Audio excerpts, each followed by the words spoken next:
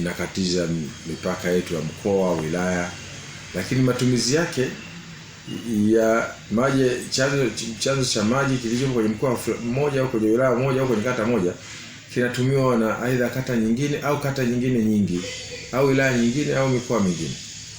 Kwa hiyo inaonekana kuna utaratibu maalum wa kuyasimamia maji, na sisi bodi za maji za mabonde likiwemo bonde la Pangani ambalo ndio linasimamia kanda ya kaskazini ndio ilianzishwa kwa kuangalia dhana hiyo ya maji, kwa sababu kwamba ni rasilimali inayotembea na ni rasilimali isiyoishi mipaka ya kiutawala tunayojiwekea sisi. Kwa maji yana mipaka yake, yanapotembea yana mipaka yake asilia. Hiyo mipaka asilia ndio imetumika kutengeneza haya mabonde tunayosema. Sasa kwa bonde la Pangani bonde la Pangani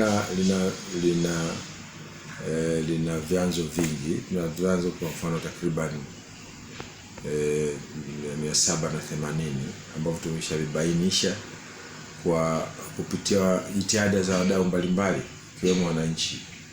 Wananchi wametusaidia sana, kwa sababu kwa mfano sisi mpaka mwaka 2018 tulikuwa tuna kwenye Kansas data yetu database ilikuwa na vyanzo takriban 66. Na hii inamaanisha nini? Kwa mito ile mikubwa ambayo tunajua hapa, ukihitaja Ruweru, Karanga, nini na kadhalika, na baadhi ya chemchemi chache kubwa. Lakini tulifanya jitihada ya kuzishirikisha halmashauri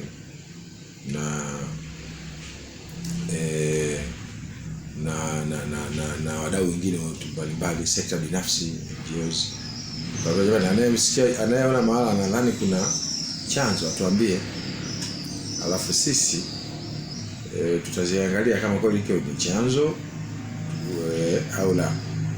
Wakati ya mwaka 2018 mpaka sasa ndio tumetengeneza hiyo nyongeza hiyo ya vyanzo tunasema karibu 720.